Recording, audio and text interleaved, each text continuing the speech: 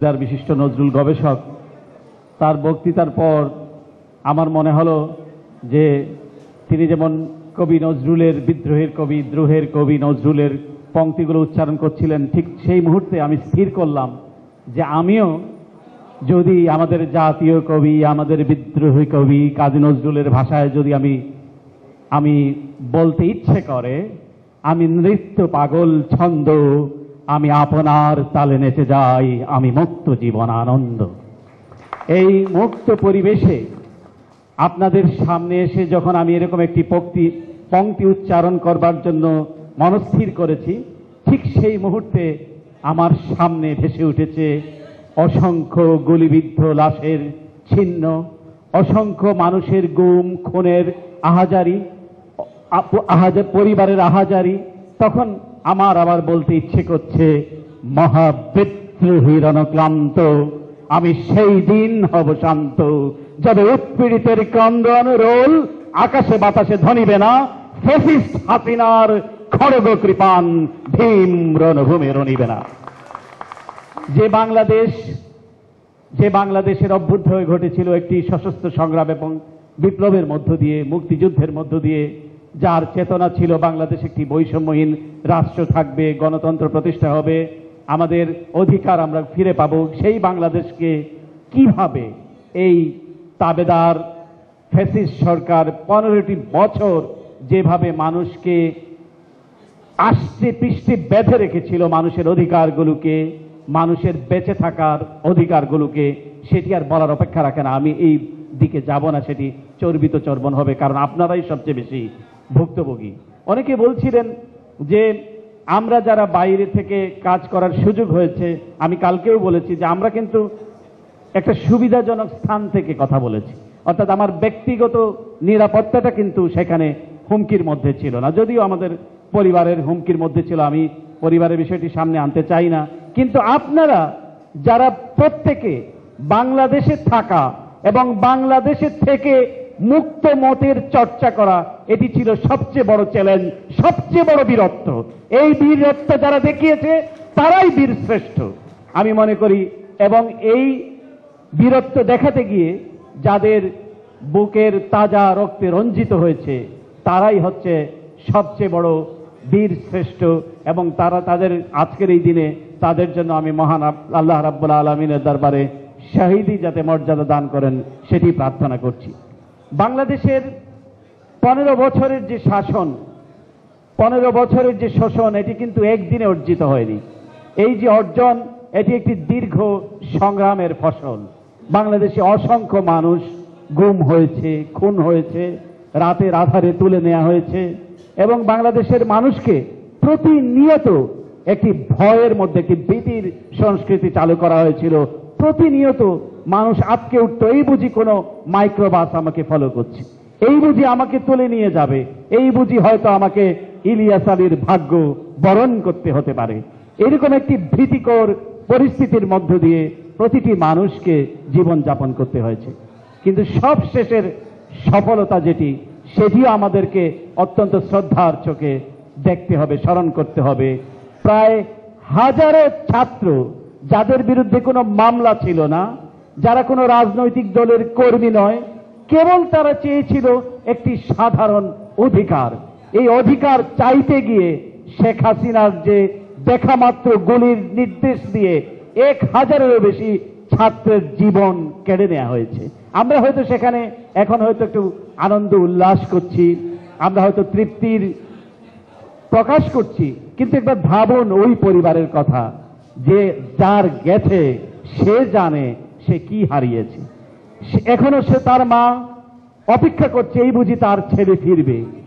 স্ত্রী হয়তো অপেক্ষা করছে তার স্বামীকে ফিরে পাবে, তার অবুঝ সন্তানটিকে সে সান্ত্বনা দেওয়ার চেষ্টা করছে, মিথ্যে সান্ত্বনা, মিথ্যে আশ্বাস।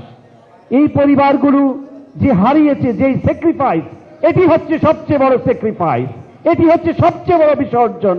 আমি আজকের দিনে শ্রদ্ধার সাথে স্মরণ করছি এই সমস্ত ছাত্রদেরকে, যাদের বুকের তাজা রক্তে রঞ্জিত হয়েছে বাংলাদেশের রাজপথ, অর্জিত হয়েছে আমাদের কাঙ্ক্ষিত স্বাধীনতা, হাসিনা মুক্ত বাংলাদেশ।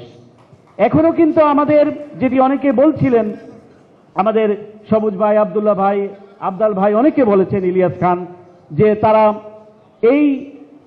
এই অর্জন আমরা এখন যদি বলি মনে করি যে আমাদের সবকিছু অর্জিত হয়েছে, সেটি কিন্তু ভাবলে চলবে না। এখনো এই স্বৈরাচারের প্রেতাত্মারা বিভিন্ন জায়গায় তারা ঘাপটি মেরে বসে আছে, আর বসে আছে বলে শেখ হাসিনা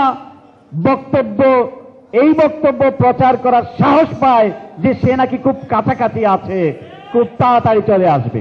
আমি বিশ্বাস করি বাংলাদেশের মানুষও তাই চায়, তুমি খুব তাড়াতাড়ি আসো এবং তোমাকে জবাবদিহিতার মুখোমুখি বাংলাদেশের মানুষ করতে চায়। আমি বাংলাদেশের মানুষের সৌভাগ্য, আমি বলবো যে বাংলাদেশের বর্তমান সরকার পরিচালনার দায়িত্ব পেয়েছেন একজন নোবেল বিজয়ী অর্থনীতিবিদ, যার নামের পরিচয়ে আমরা নিজেরাও কিন্তু বিশ্বসভায় আলোকিত হয়েছি। দুটি উদাহরণ দিতে পারি। যখন প্রফেসর মোহাম্মদ ইউনূস, তিনি আপনারা জানেন ইউনাইটেড নেশনসের তিনি একজন গ্লোবাল অ্যাম্বাসেডর ছিলেন, তিনি যখন তিনি এই সময়ে তিনি জাতিসংঘের সাধারণ অধিবেশনে যাবেন সরকার প্রধান হিসেবে, কিন্তু জাতিসংঘের প্রতিটি অধিবেশনে তিনি একজন এক্সপার্ট, রেসপেক্টেড মানুষ হিসেবে তিনি বহুবার অংশগ্রহণ করেছেন।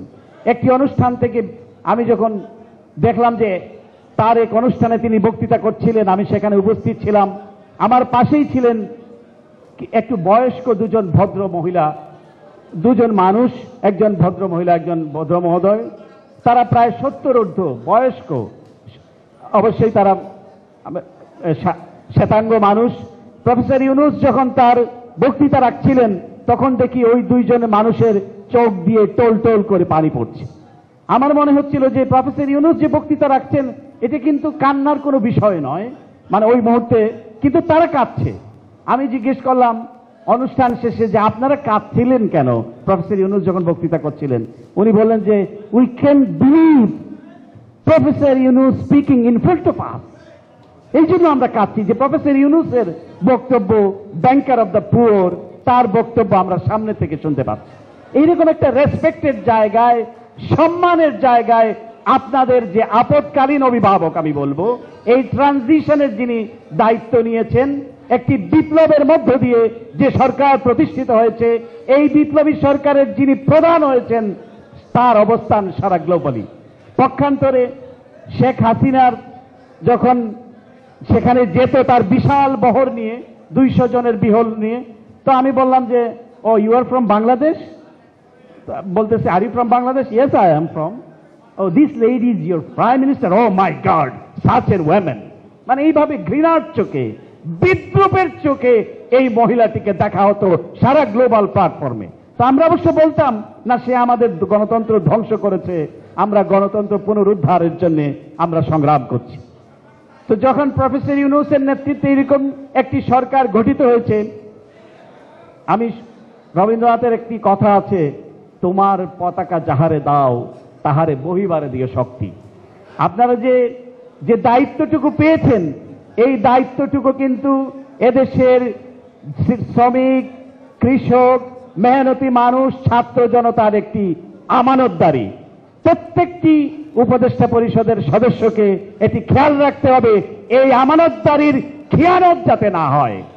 স্বৈরাচারের প্রেতাত্মারা, ফ্যাসিস্টের দোসররা কোন ধরনের আবরণে আপনাদের মধ্যে যাতে মিশে যেতে না পারে। ফ্যাসিস্টদের সঙ্গে, স্বৈরাচারের সঙ্গে আপোষ করে বাংলাদেশে মানুষের অধিকার প্রতিষ্ঠা করা অসম্ভব। সুতরাং আবার এটিও মনে রাখতে হবে যে এখানে কার অংশগ্রহণ বেশি ছিল, কার অংশগ্রহণ কম ছিল, এই বিভেদে না যে বাংলাদেশে এখন সবচেয়ে বড় দরকার, প্রয়োজন, সেটি হচ্ছে একটি জাতীয় ঐক্য। এই ইউনিটি ধ্বংস করবার জন্যে প্রতিবেশী দেশ থেকে এই মহিলাটি বসে এবং তার দোসররা বসে নানা ধরনের চক্রান্ত ষড়যন্ত্র করছে। আমি বাংলাদেশের বিভক্ত রাজনৈতিক দলগুলোকে এবং বাংলাদেশের ছাত্র জনতাকে, যারা এই আন্দোলনকে মঞ্জিলে মকসুদে পৌঁছে দিয়েছে, তাদের প্রতি আমি অনুরোধ করব, ইউনিটিকে নষ্ট করা যাবে না। এবং কোন এই সোসাইটিকে আমরা ইনক্লুসিভ সোসাইটি বলছি, যে পরিবর্তন, যে বৈষম্যহীন সমাজ প্রতিষ্ঠার দাবিতে ছাত্ররা নেমেছে, রক্ত দিয়েছে। সুতরাং সেইখানে কোনো ধরনের ভেদাভেদ, দ্বন্দ্ব, কলহ, বৈষম্য রাখা যাবে না। বৈষম্যমুক্ত বাংলাদেশ গড়তে হবে। আমাদের আচরণগত পরিবর্তনও দরকার। একটি দেশে পরিবর্তন তখনই সম্ভব যখন আপনি আচরণগত পরিবর্তন করতে পারবেন। আপনার নিজের পরিচয়ে পরিচিত হতে হবে। আমি অমুক ভাইয়ের লোক, অমুক ভাই আপনাকে সালাম দিয়েছে, অমুক ভাই দেখা করতে বলেছে। এইসব সংস্কৃতি আপনাদেরকে পেছনে ফেলে নিজের আইডেন্টিটি নিয়ে আমি কি এবং আমি কি করতে পারি সেটা নিয়ে সামনে যেতে হবে।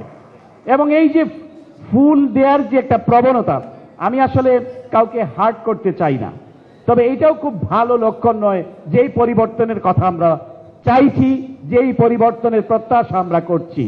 যে আমি একটা ফুল দিয়েই আমি একটা সোশ্যাল মিডিয়াতে এটি দিয়ে দিলাম, কিন্তু ভাবতে হবে এই সোশ্যাল মিডিয়াটি দেখছে আবু সাইদের মা, হয়তোবা এই সোশ্যাল মিডিয়াটি হয়তো দেখছে রেসিডেন্সিয়াল মডেলের সেই অবুধ ছাত্রটির মা।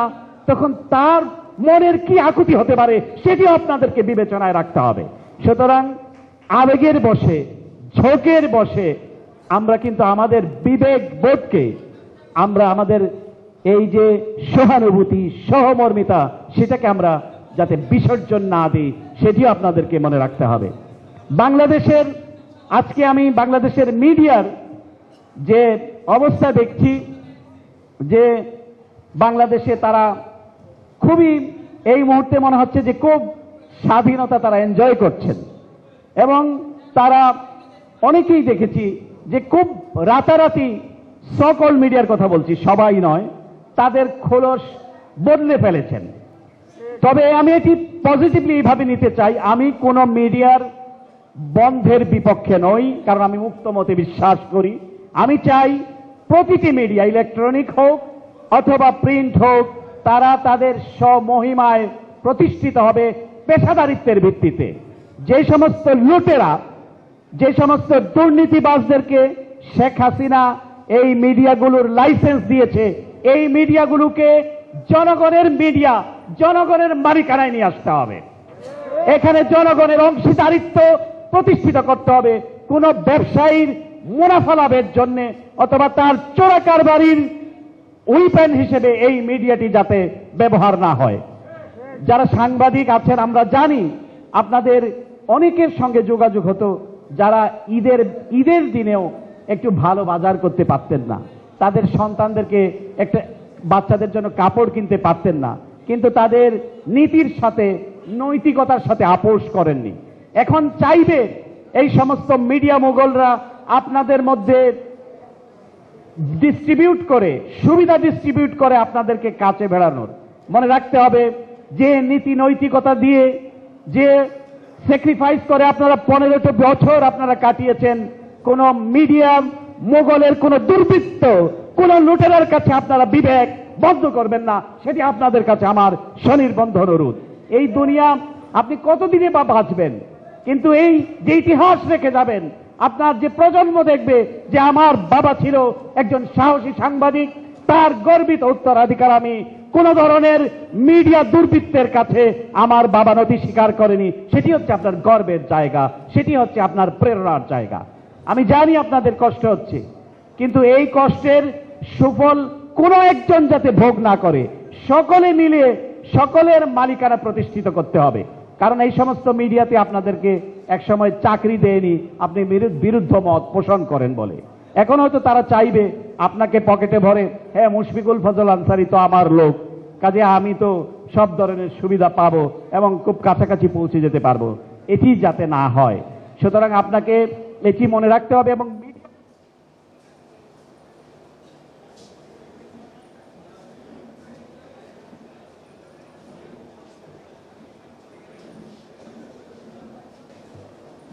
হ্যালো হ্যালো, জি জি,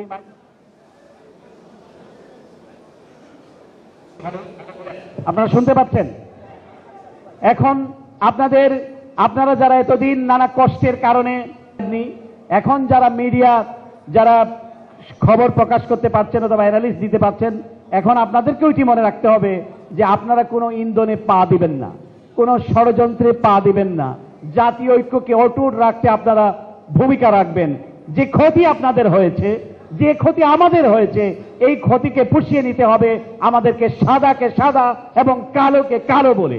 আর এই শেখ হাসিনা যে দানবে পরিণত হয়েছে, এই দানব হওয়ার পেছনে এই মিডিয়াও কিন্তু সহায়ক শক্তি হিসেবে কাজ করেছে। অবশ্যই আমি বলবো না যারা কাজ করে তারা, এই মিডিয়ার মালিকরা যারা চোরা কারবারি, কালো টাকার মালিক, দুর্বৃত্ত, তারাই কিন্তু ম্যানেজ করে এই সমস্ত টিভি চ্যানেলগুলোর মালিকানা তারা পেয়েছে। সুতরাং এই মালিকানাতে ট্রান্সপারেন্সি আনতে হবে এবং সকলের সেখানে ন্যায্যতা প্রতিষ্ঠিত করতে হবে। বন্ধ করা কোনো সমাধান নয়, বরং এটাকে সংশোধন করা, এটাকে জনগণের উপযোগী করে গড়ে তোলা, একটি কাজের ক্ষেত্র তৈরি করা, সেটি সমাধান বলে একজন মিডিয়া কর্মী হিসেবে আমি মনে করি। তো যাই হোক, আপনারা অনেকে স্টেট ডিপার্টমেন্ট এবং বিদেশের কথা বলেছেন। কেউ কেউ বলছেন যে আমেরিকা বোধহয়, বিশেষ করে যাদের পতন ঘটেছে তারা আমেরিকাকে ইন্ডিকেট করে এই কথাগুলো বলে যে আমেরিকা রেজিম চেঞ্জ করেছে। আমি হলফ করে বলতে পারি আমেরিকা কোনো রেজিম বাংলাদেশে করেনি। বাংলাদেশের মানুষ, বাংলাদেশের ছাত্র জনতা তাদের সর্বোচ্চ আত্মত্যাগের মাধ্য দিয়ে এই রেজিমকে চেঞ্জ করেছে এবং শেখ হাসিনা তার স্বামীর দেশে চলে গিয়েছে।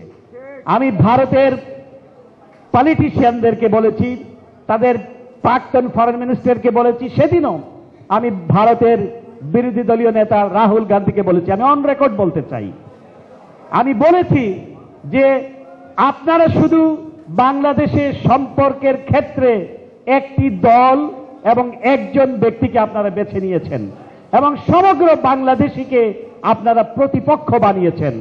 আপনারা যদি গণতন্ত্রে বিশ্বাস করেন, আপনারা যদি মনে করেন India is the largest democracy in the world, তাহলে আপনাদের মানুষের আকাঙ্ক্ষার প্রতি আপনাদেরকে গুরুত্ব দিতে হবে, মানুষের আকাঙ্ক্ষার প্রতি আপনাদেরকে শ্রদ্ধা পোষণ করতে হবে। আমি ভারতের সঙ্গে আমাদের সম্পর্ক হতে হবে বন্ধুত্বের, বন্ধুত্ব হতে হবে সমতা এবং সমমর্যাদার ভিত্তিতে। আপনি যদি আমার সুপেরিয়র ভাবেন তাহলে তার বন্ধুত্ব হবে না। অবশ্যই ভারত বাংলাদেশের একটি বড় প্রতিবেশী রাষ্ট্র, 54টি অভিন্ন নদী আমাদের রয়েছে, বিশাল ল্যান্ড বাউন্ডারি আমরা হেল্প করি, আমরা শেয়ার করি। কিন্তু ভারতের সাথে ভারতকে এটা বুঝতে হবে যে বাংলাদেশের মানুষের হৃদয়কে জয় করতে হবে। বাংলাদেশের মানুষের পেছনে গোয়েন্দা সংস্থাকে লেলিয়ে দিয়ে বাংলাদেশের মানুষের মন পাওয়া যাবে না। সুতরাং আপনাদেরকে গোয়েন্দা সংস্থার লোকদেরকে নিয়ন্ত্রণে রাখতে হবে। আপনাদের এই যারা গোয়েন্দা সংস্থা দিয়ে বাংলাদেশের মানুষের, সাধারণ মানুষের অধিকার কেড়ে নেওয়ার জন্য এই যে এস্টাবলিশমেন্টে যে কাজ করেছে, এটি অত্যন্ত অন্যায় কাজ করেছে, গর্হিত কাজ করেছে। আমি বলেছি এনাফ ইজ এনাফ, এখন আপনাদের ড্যামেজ কন্ট্রোলের সময়। এই ড্যামেজটা আপনাদেরকে কন্ট্রোল করতে হবে। এবং আমি রাহুল গান্ধী কিন্তু তিনি একমত পোষণ করেছেন, বলেছেন আমরাও একটা ব্যক্তি বিশেষের সঙ্গে, তিনি যেটি বলেছেন, যদিও তিনি সরকারে নাই, সরকারে যারা আছে তারা তো আপনারা জানেন তারা কারা, তাদের কিন্তু তিনি বলেছেন যে আমিও এককভাবে কোনো ব্যক্তির সাথে, কোনো দলের সাথে সম্পর্ক আমরা করতে রাজি নই। আমরা বাংলাদেশের মানুষের যে অ্যাসপাইরেশন, এবং প্রফেসর ইউনূসেরও ভূয়সী প্রশংসা তারা করেছেন, কিন্তু আমরা চাই মানুষের আকাঙ্ক্ষার প্রতি আমরা রেসপেক্ট করতে চাই। যদিও আমরা দেখেছি 2014 সালকে সুজাতা সিংকে তারা বাংলাদেশে পাঠাতে ভুল করেনি।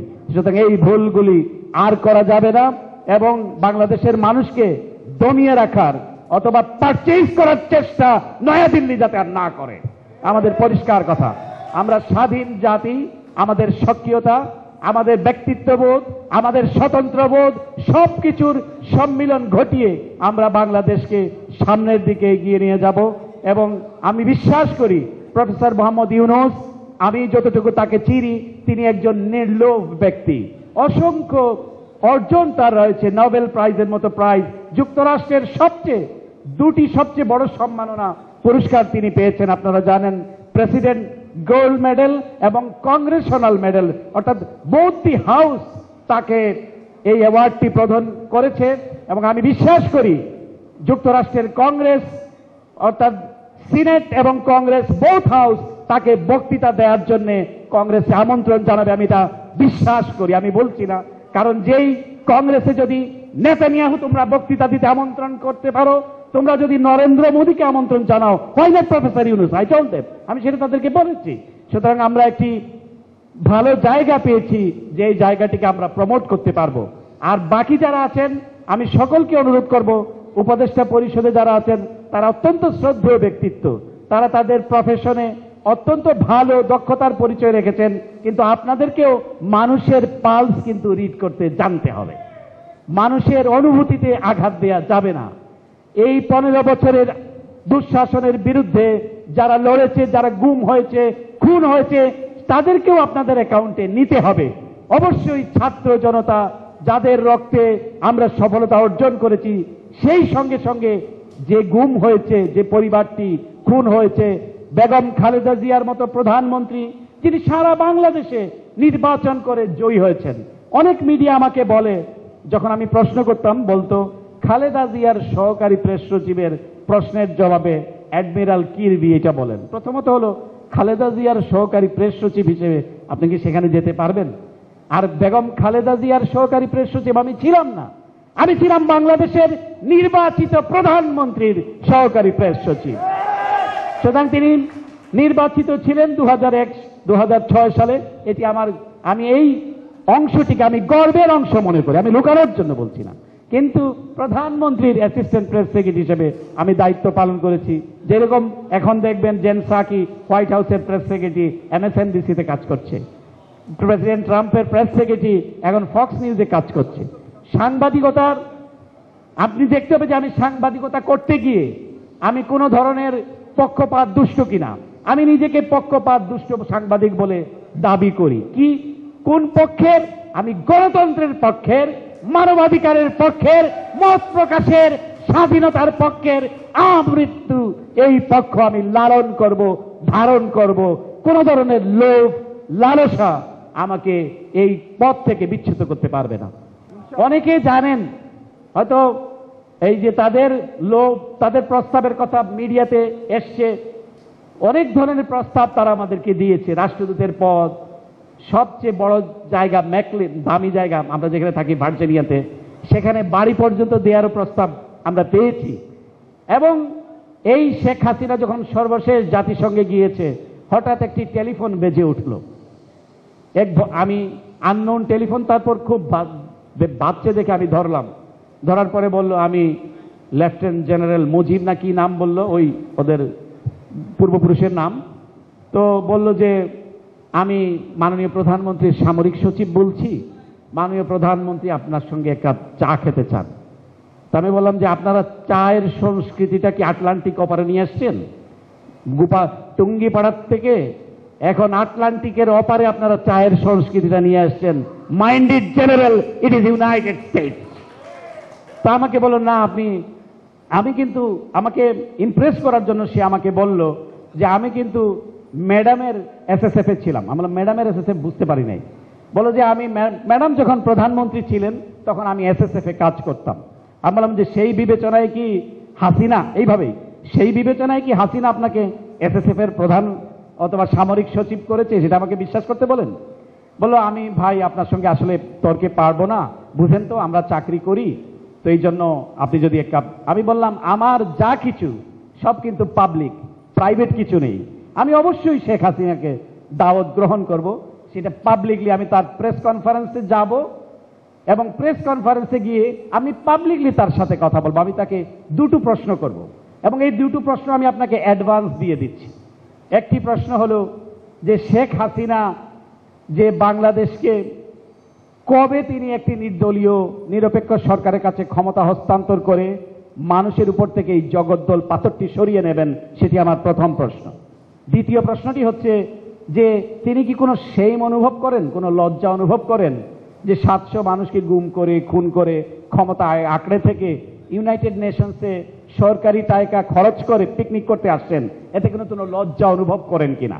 এই দুটি প্রশ্ন আমি তাকে তারপরে সে বলল, আমি বললাম যে আমাকে এখন একটা ব্রিফিংয়ে ঢুকতে হবে। প্রশ্নটি করেই আমি ফোনটি রেখে দিয়েছি। আমি কথাগুলি বলছি নিজেকে জাহির করবার জন্য নয়। অর্থাৎ তারা এভাবে করে শুধু মানুষের জীবনহানি করেনি, তারা মানুষের চরিত্রকেও বিনষ্ট করতে চেয়েছে। আল্লাহ রাব্বুল আলামিনের অশেষ রহমত যে আমরা সেটিকে লোভকে সংবরণ করতে পেরেছি, কোনো লালসার কাছে নতি স্বীকার করিনি। যাই হোক, আপনাদের আবেগ, অনুভূতি, ভালোবাসার কাছে আমি ঋণী এবং আমাদের মত প্রকাশের স্বাধীনতার সংগ্রাম, গণতন্ত্র প্রতিষ্ঠার সংগ্রাম, মানবাধিকার সমুন্নত রাখার সংগ্রাম থেকে আমি কথা দিতে পারি বিন্দু মাত্র বিচ্যুত হব না। এই কথা বলে যারা আজকে অনুষ্ঠানটির আয়োজন করেছেন, আফজাল ভাই, শফিউল আলম দৌলন, সাইদ খুব সুন্দর করে উপস্থাপনা করেছে, এবং যারা ইলিয়াস খান, আমি যদি বাংলাদেশের একটা নাম বলার সংস্কৃতি আছে, আপনারা কিছু মনে করবেন না যদি আমি কারোর নাম বলতে না পারি, আমাকে মাফ করবেন।